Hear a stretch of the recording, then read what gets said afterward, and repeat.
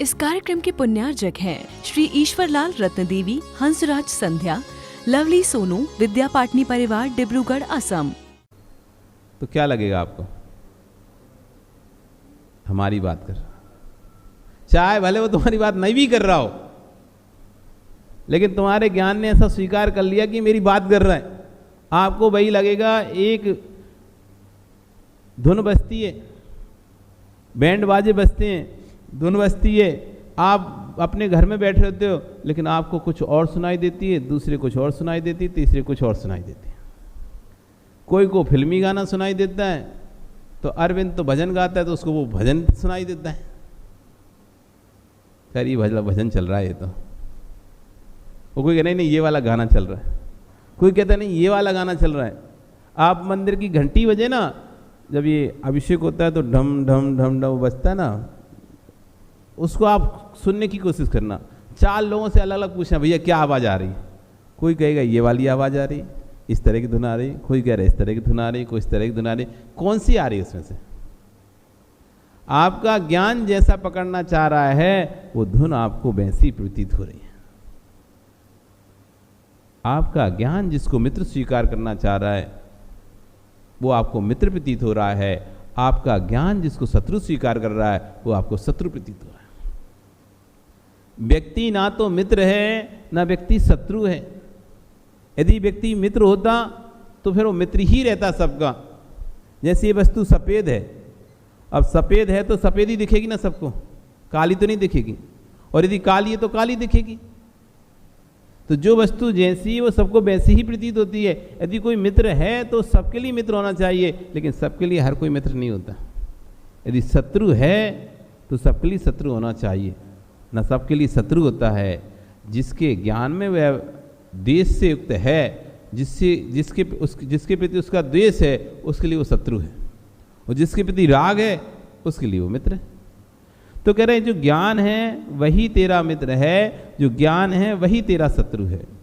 तो सारे जगत के लोगों ने यूं तो कहा कि ज्ञान मित्र है, पर ज्ञान को शत्रु क्यों कहा जा रहा है? विश्वास होना, चाहे अणुव्रतों का पालन हो, चाहे महाव्रतों का पालन हो, सब ज्ञान के माध्यम से होता है, और चाहे अणुबम बन रहे हों वो भी ज्ञान के माध्यम से। जितने भी संहार विनाश के कार्य हो रहे हैं वे सब ज्ञान के माध्यम। बड़े बड़े विस्फोट हो रहे हैं, बम ब्लास्ट हो रहे हैं, मास्टर माइंड लोग हैं वो। तुम्हारा ज्ञान नहीं चलता, इतना ज्ञान चलता है। प्लेन को हाईजैक कर रहे हैं, पूरी सिक्योरिटी के बाद भी, पूरी सुरक्षा के बाद भी व्यक्ति हाईजैक कर लेता है। सोचो आप तो एक कैंची नहीं ले जा पाते। ओह राजीव जी, 1 रखो 2 रखो तो बता देते हैं कितनी कैंची रखी तुमने बैग में, 1 रखी कि 2 रखी, एक एक चीज निकाल के देखते। इतनी सिक्योरिटी के बाद भी हाईजैक कैसे हो जाता है? कितना मास्टर माइंड लगता होगा, कितनी प्लानिंग, कहाँ से कहाँ सेटिंग होती होगी, तब जाके मुश्किल से वो अंदर ऐसी वस्तु ले पहुँचती है जिससे हाईजैक कर पाए। ये अणुबम जो बना रहे हैं वे ज्ञान के माध्यम से ही बना रहे हैं। संगार है तो ज्ञान से, और रक्षण है तो ज्ञान से। विनाश है तो भी ज्ञान से, और सुरक्षा आपकी जो हो रही है वो भी बड़े ज्ञान से हो रही है। नहीं तो शत्रु तो पूरी तरह से मुंह बाए बैठे। प्रत्येक एक देश को दूसरा देश शत्रु दृष्टि से देखता है, और एक भी मौका नहीं छोड़ता। यदि कोई मौका मिल जाए कब्जा करने का या किसी प्रकार से अंदर घुसने का, तो घुस जाता है। तो सोचो कितनी आप इतनी सुरक्षा से यहाँ बैठे हो, उसके लिए कितनी दिमाग वहाँ पर लगाया जा रहा है। इंटेलिजेंस एजेंसियाँ कितनी चौकन्नी, हर समय एकदम कोई शत्रु देश कहीं से, ऊपर से, आसमान से, पानी से, जमीन से, कहीं से आक्रमण ना कर दे, कहीं से आना जाए पता ना चला, हर समय चौकन्नी है। तो ज्ञान जितना वो लगा रहे हैं उससे दुगना ज्ञान रक्षा करने वाला लगाता है, उसकी डबल ज्ञान चाहिए पड़ता है। तो रक्षण में भी ज्ञान लग रहा है और संहार में भी ज्ञान लग रहा है। ज्ञान का उपयोग क्या है? निज के ज्ञान की धारा के प्रवाह को निहारने की आवश्यकता है। एक किसान पानी को खेत में डालता है, पानी को खेत में डालते समय अनेक छोटी छोटी नहरें बना लेता है। खेत में पानी चल रहा है, बेचारा अपने हाथ में फावड़ा लिए हुए है, शीत में ठुठुरता हुआ पानी में घूमता रहता है। क्या उद्देश्य है कि कहीं नाली फूट ना जाए। जिस धारा में मुझे पानी को बहाना है, जिस स्थान मुझे पानी जा रहा है, बीच में से कहीं फूट ना जाए। आपने देखा कभी क्या? हमने देखा सभी। गांव में रहो सब देखने मिलता है, खेतों में जाओ सब देखने मिलता है। किसान कैसे मेहनत करके पानी देता है, वो खड़ा रहता है और महाराज बन के घूमो तो और ज़्यादा पता चलता है। क्योंकि आप तो कहीं भी आते जाते गाड़ी से बैठे हो, फिर पहुंच गए। अब हमको तो जाना तो पैदल जाना पड़ेगा। क्यों बबलू? ये बंगाई गांव के बबलू वहाँ से इतना मोटा शरीर लेके 300 मीटर हमारे साथ पैदल चले। नलवाड़ी के कुछ दूर से आ गए थे। कहाँ से? बरपेटा रोड से आ गए थे। हाँ, बरपेटा रोड से लेके दिनहट्टा तक पूरा कदम से कदम मिलाकर पैदल बिहार कराया था। जब पंचकल्याण था ना दिनहट्टा में, इतनी स्पीड से हम बिहार करते थे, बेचारा पसीना पसीना बह जाता था पूरा ऐसा। हम के बैठ जाओ, नहीं नहीं आप अकेले साथ में चलने दो। और चलता दमंग लगता भी था ना। लोग साहब पुलिस वाले सर सर, उनको ऐसा लगता है जैसे कोई बड़ा अधिकारी चल रहा है साथ में। और ये भी मस्त बैठते थे गाड़ी में, तो ए तुम्हारी ड्यूटी है, तो दमंग लगता है। अच्छा, बाकी नरवाड़ी के सभी लोग तो हैं ही साथ। तो जब किसान खेत में पानी देता है तो पूरा समय ध्यान रखता है, ठंडी हो, ठंडी में रात हो रही हो, शाम हो रही, लेकिन जब तक पानी चलता रहता है तब तक ही पानी देखता रहता है। पानी व्यवस्थित नहरों में, खंतियों में, उनमें जो क्यारियों में जो बनाए जा रहे नहीं, कहीं से कोई टूट ना जाए। कोई टूट गया तो पूरा पानी बेकार वेस्टेज हो जाएगा, कोई काम नहीं आएगा। ऐसे ज्ञानी जो अपने ज्ञान, जिसको ज्ञान हो जाता है, ज्ञान उसको ध्यान रखता है कहीं मेरा ज्ञान कहीं गलत जगह पे ना चला जाए।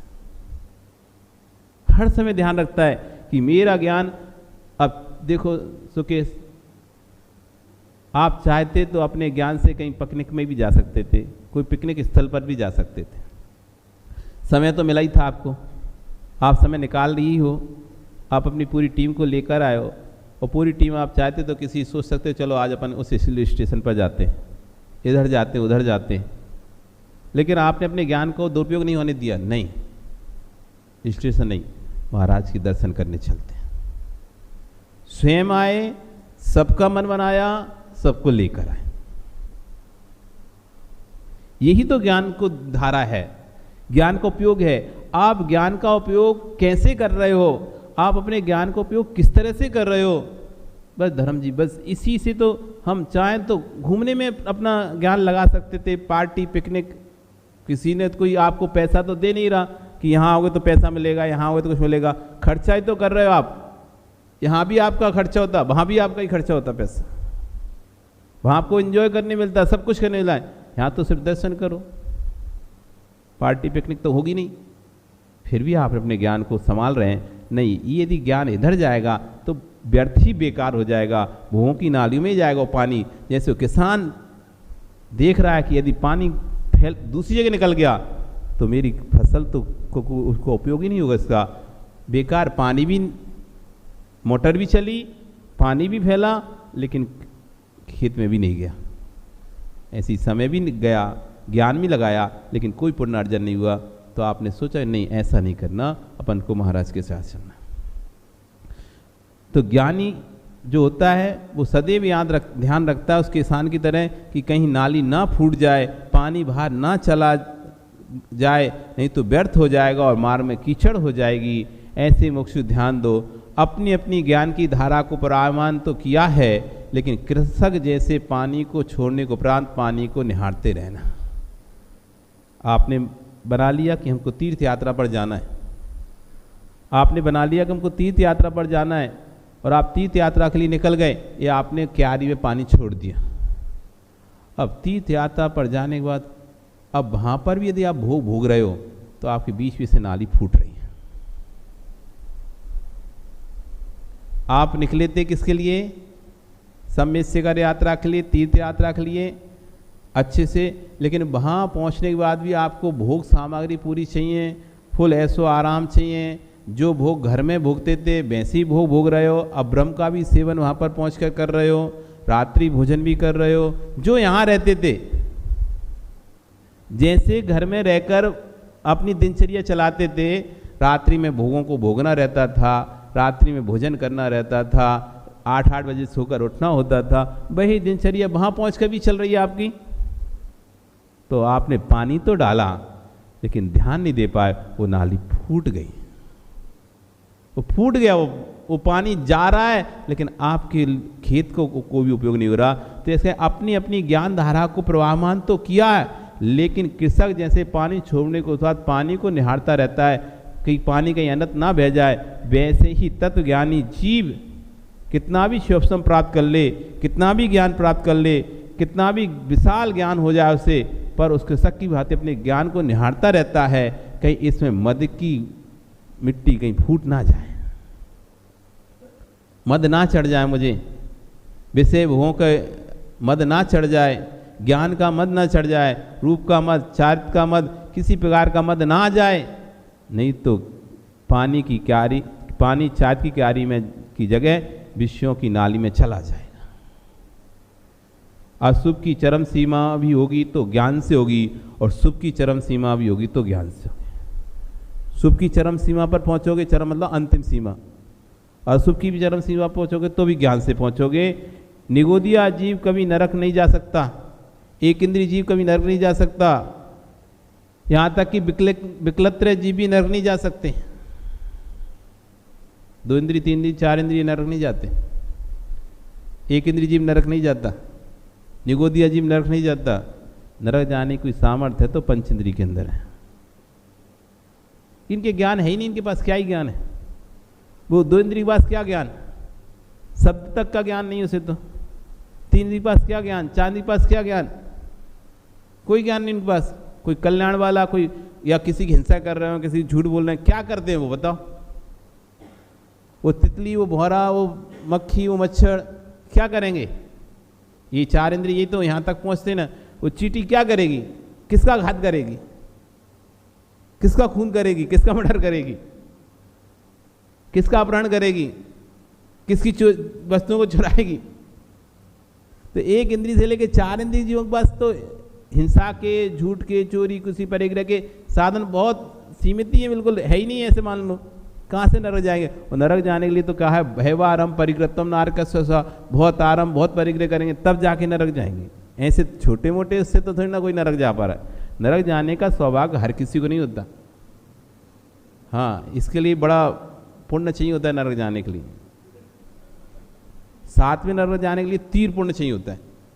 आपको तुम्हारे तीर पुण्य, हाँ, क्योंकि 7वें नरक वही जा सकता है जिस पर वज्र वृषभ नाराज सेना। सामान्य व्यक्ति तो जा ही नहीं सकता, सामान्य व्यक्ति तो 7वें नरक जा ही नहीं सकता। जिसका वज्र वृषभ नाराज सेनन, जिस सेनन से सिद्ध बना जाता है, जिस सेनन से भगवान बना जाता है, वो वाला सेनन चाहिए उसके लिए। और वो वाला सेनन तो तीर पुण्यात्मा को ही प्राप्त होता है। जो तीर पुण्यात्मा होता है उसी को ही आज हम वर्तमान काल में इतने हीन पुण्यात्मा है कि हमारे पास 3 हीन सेनन है, उत्कृष्ट सेनन नहीं है। और वज्र वृषभ नाराज पहले नंबर का सबसे उत्कृष्ट सेनन है। 6 प्रकार के सेनन होते हैं। उन 6 सेनन में 3 शुभ सेनन कहलाते हैं, 3 अशुभ सेनन कहलाते हैं। सेनन मतलब शरीर की हड्डियों की शक्ति, ताकत को कहते हैं सेनन। सेनन ना मजबूती, तो शरीर की हड्डी कितनी मजबूत है ये आपका सेनन कहलाता है। तो 3 उत्कृष्ट सेनन होते हैं। जिससे पहला होता है वज्र वृषभ नाराज सेनन, जिसमें हड्डी भी वज्र समझते हैं, लोहे से भी ज़्यादा मजबूत जो वस्तु होती है वह सब, उसको कहते हैं वज्र। तो लोहे की हड्डी, लोहे का जैसा मजबूत मांस और लोहे के जैसा बेस्टन, दिखने में भला ये लग रहा है, मतलब आपको सॉफ्ट देखेगा, लेकिन इतना मजबूत रहेगा कोई उसको काट तक नहीं सकता, टुकड़े टुकड़े भी नहीं कर पाएगा ऐसा। तो उसे कहते हैं वज्र वृषभ नाराज सेनन। यहाँ पर सेनन मतलब हड्डी, वज्र की हड्डी, वज्र का वृषभ मांस और वज्र का ही बेष्टन, सब कुछ वज्र का हो, ऐसा वज्र वृषभ नाराज सेनन जिसके पास होता है वही सिद्ध बन पाता है, वही भगवान बन पाता है। और वही व्यक्ति 7वें नरक जा पाता है। तो तीर पुण्यात्मा चाहिए ना उसके लिए प्राप्त करने के लिए। तो आप पंचम काल में जीवों को इतना पुण्य नहीं है कि 7वें नरक जा सके। यहाँ के जीव तो 5वें नरक से आगे नहीं जा सकते। बस हाईजेस्ट गए तो वो भी कितना भी कुछ कर लिया तो भी खूब मेहनत की तब भी ज़्यादा हाईजेस्ट 5वें नरक, बस इससे आगे नहीं। वैसे तो 30 नरक तक ही पहुंच पाएंगे अभी तो, और जैसे काल आ रहा है, क्योंकि इतनी हिंसा कर ही नहीं पाओगे तुम। ताकत चाहिए ना, शक्ति चाहिए। पाप करने के लिए शक्ति चाहिए। एक बार भोग भोगते हो उसमें हालत खराब हो जाती है आपकी, उस दिन आप दोबारा से भोग नहीं पाते। क्या ही शक्ति तुम्हारे शरीर के अंदर। एक दिन के भोग में व्यक्ति 1 महीने लगातार भोग नहीं भोग सकता। शादी होती है साल भर, उसके बाद 1 साल 2 साल बाद तो साल बाद भोगता है, नहीं तो नहीं होता। शरीर में ताकत ही नहीं, इसकी शक्ति नहीं, कोई शक्ति नहीं तुम्हारे अंदर। तो इसमें तो आप 3 से नरक तक पहुंच जाओ, वही बहुत है। जाना है क्या नरक में? तो 1 इंद्रिय जीव में कह लो, 2 इंद्रिय 3 इंद्रिय, तो उनमें तो और क्या ही शक्ति होगी, तो वो तो जाने नहीं है। इसका सौभाग्य 5 इंद्रिय जीव को, क्योंकि उसके पास ज्ञान है। जिसके पास ज्ञान है वही जीव नरक जा सकता है। आपको जाना है? नहीं जाना? तो अपने ज्ञान का अच्छा उपयोग करो। सिंह क्रूर परिणामी होता है जिसका भोजन ही प्राणियों का ले रहा है। ऐसा प्रतिदिन अनेक जीवों का घातक मांस भक्षी जीव भी 7वें शेर भी 7वें नरक जाने की ताकत नहीं रखता। जिसका भोजन ही मांस है वो भी नहीं रखता 7वें नरक जाने की। संभल कर सुनना, शेर की में इतनी ताकत नहीं। जो ताकत नारी में है वो शेर में नहीं है। नारी 6वें नरक तक जा सकती है। हाईजेस्ट जाना है इस काल में तो नहीं, मतलब 4थे काल में यदि जाए तो 6वें नरक तक जा सकते हैं, और शेर 5वें नरक तक सामान्य से। ध्यान दो, आप शेर को देखकर भयभीत होते, विश्वास ना, शेर में वो ताकत नहीं जो आपके पास ताकत है। शेर पंजे से पर का घात करता है मात्र पेट भरने के लिए, परंतु हे व्यक्ति तू परिणामों का घात करता है वासनाओं को भरने के लिए।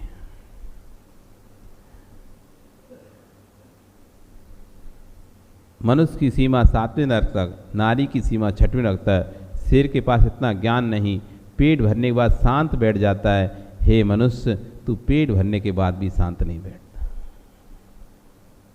कह रहे हैं शेर तो क्या है, हिंसक प्राणी तो क्या है, पेट भरने के बाद कम से कम शांत बैठ जाते हैं। लेकिन हमारा तो पेट भर जाता है तब भी शांत नहीं बैठ पाते। पेट भरने के बाद भी दिमाग चलता रहता है।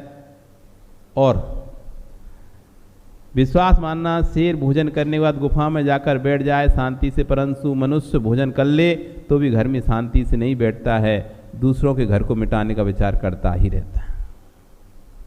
इसलिए मनुष्य ज़्यादा लंबा दूर तक जा सकता है। गाय देखी भोजन करने के उपरांत एक वृक्ष की छाया में बैठकर जुगाली करती है, मतलब चरती रहती उसी को। फिर उसका कोई तनाव नहीं है। आप भोजन करने के बाद क्या करते हो? अगले दिन के भोजन की तैयारी। इन माता को तो बहुत अच्छे से आता है। सुबह का भोजन खत्म हुआ, शाम की तैयारी। सुबह का निपटा नहीं और शाम की तैयारी शुरू हो जाती है। अब शाम को क्या बनाना है? सुबह नहा के जैसे फ्री हुए, अब शाम को क्या बनाना है? तो मनुष्य ऐसा ही भोजन करने के बाद क्या करते हैं? त्रिंश भी भोजन करने के बाद शांत बैठ जाता है, परंतु मनुष्य भोजन करने के उपरांत जितने भी अशुभ से अशुभ परिणाम कर सकता है भोजन करने के उपरांत करता है। जैसे ही शक्ति ने शरीर में प्रवेश किया उसने अर्थ करना प्रारंभ किया। इस कार्यक्रम के पुण्यार्चक थे श्री ईश्वरलाल रत्नदेवी, हंसराज संध्या, लवली सोनू, विद्या पाटनी परिवार, डिब्रूगढ़, असम।